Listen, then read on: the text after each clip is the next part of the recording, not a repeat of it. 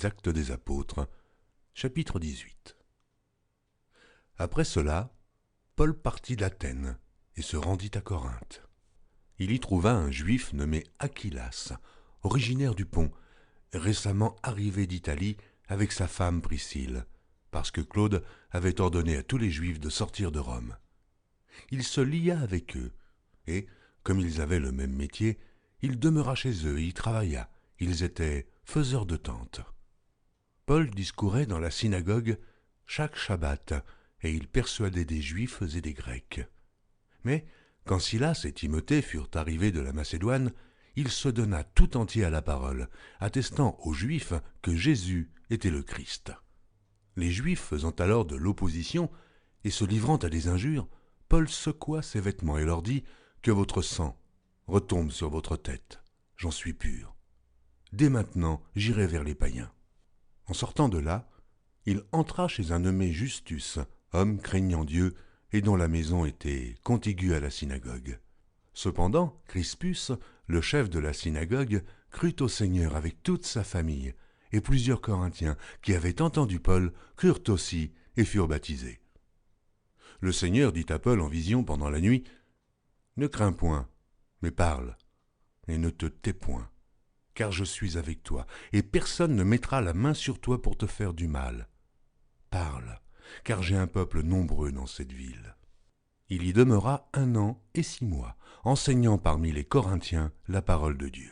Du temps que Galion était proconsul de l'Achaïe, les Juifs se soulevèrent unanimement contre Paul et le menèrent devant le tribunal en disant « Cet homme excite les gens à servir Dieu d'une manière contraire à la loi. » Paul allait ouvrir la bouche lorsque Galion dit aux Juifs « S'il s'agissait de quelque injustice ou de quelque méchante action, je vous écouterais comme de raison aux Juifs.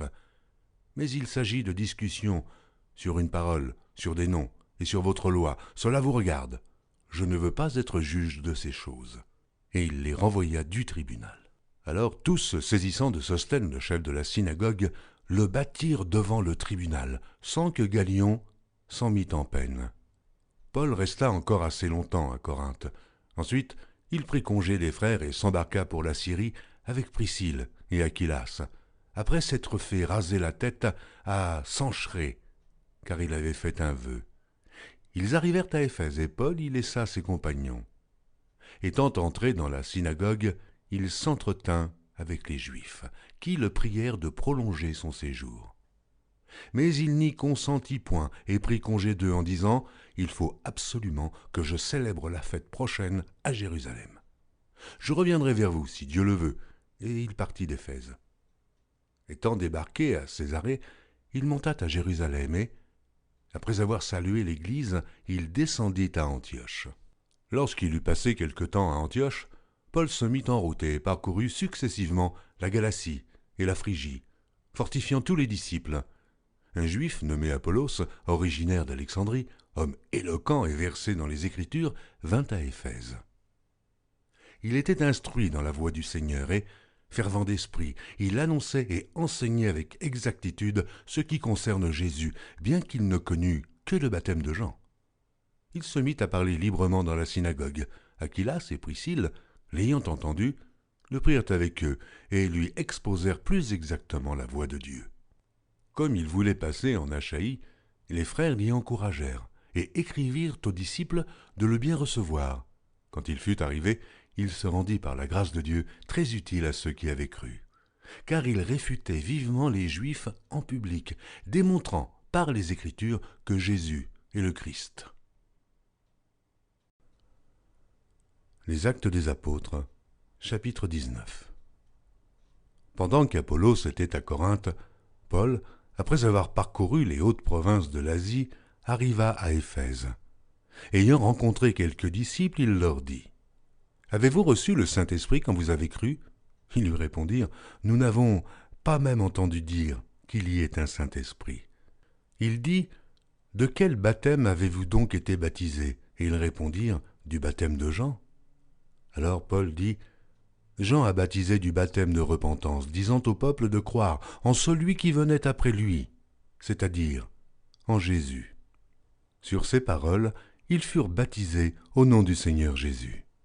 Lorsque Paul leur eut imposé les mains, le Saint-Esprit vint sur eux, et ils parlaient en langue et prophétisaient. Ils étaient en tout environ 12 hommes. Ensuite Paul entra dans la synagogue, où il parla librement.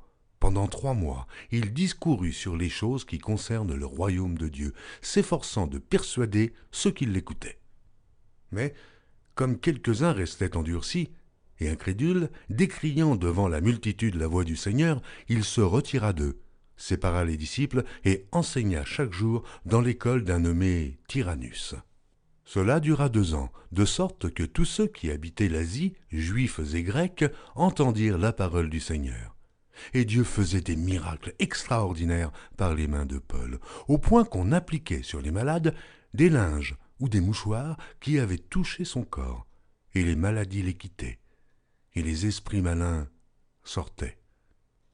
Quelques exorcistes, juifs ambulants, essayèrent d'invoquer sur ceux qui avaient des esprits malins le nom du Seigneur Jésus en disant « Je vous conjure par Jésus que Paul prêche ». Ceux qui faisaient cela étaient 7 fils de Schéva, juif, l'un des principaux sacrificateurs. L'esprit malin leur répondit « Je connais Jésus, et je sais qui est Paul, mais vous, qui êtes-vous » Et l'homme dans lequel était l'esprit malin s'élança sur eux, se rendit maître de tous deux, et les maltraita de telle sorte qu'ils s'enfuirent de cette maison nus et blessés. Cela fut connu de tous les Juifs et de tous les Grecs qui demeuraient à Éphèse, et la crainte s'empara de tous, et le nom du Seigneur Jésus était glorifié.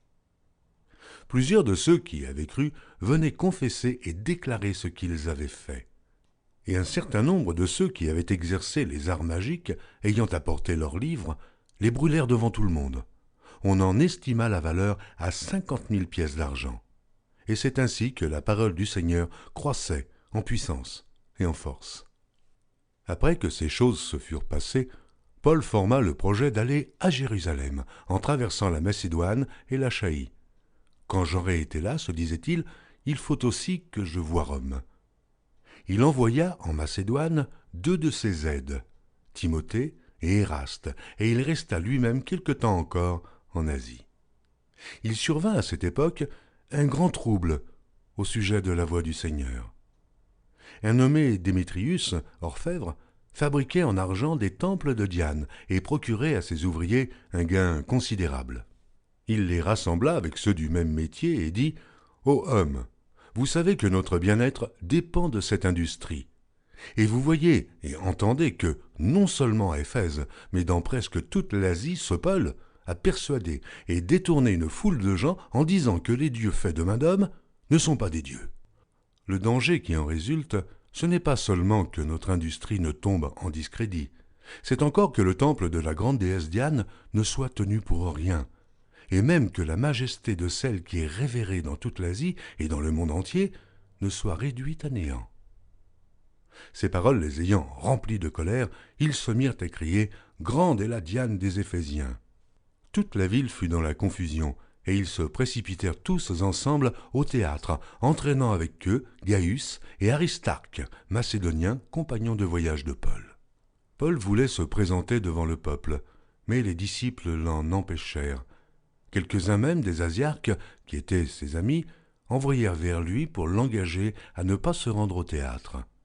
Les uns criaient d'une manière, les autres d'une autre, car le désordre régnait dans l'assemblée, et la plupart ne savaient pas pourquoi ils s'étaient réunis. Alors on fit sortir de la foule Alexandre, que les Juifs poussaient en avant, et Alexandre, faisant signe de la main, voulait parler au peuple. Mais quand ils reconnurent qu'il était juif, tous d'une seule voix crièrent pendant près de 2 heures « Grande est la Diane des Éphésiens! Grande est la Diane des Éphésiens !» Cependant, le secrétaire ayant apaisé la foule dit « Homme éphésien, quel est celui qui ignore que la ville d'Éphèse est la gardienne du temple de la grande Diane et de son simulacre tombé du ciel? Cela étant incontestable, vous devez vous calmer et ne rien faire avec précipitation. Car vous avez amené ces hommes qui ne sont coupables ni de sacrilège ni de blasphème envers notre déesse. Si donc Démétrius et ses ouvriers ont à se plaindre de quelqu'un, il y a des jours d'audience et des proconsuls, qu'ils s'appellent en justice les uns les autres. Et si vous avez en vue d'autres objets, ils se régleront dans une assemblée légale. Nous risquons en effet d'être accusés de sédition pour ce qui s'est passé aujourd'hui, puisqu'il n'existe aucun motif qui nous permette de justifier cet attroupement. » Après ces paroles, il congédia l'assemblée. Retrouvez chaque jour sur EMCI TV une nouvelle lecture de la Bible illustrée en vidéo. Pour revoir ce programme, rendez-vous sur notre site emcitv.com.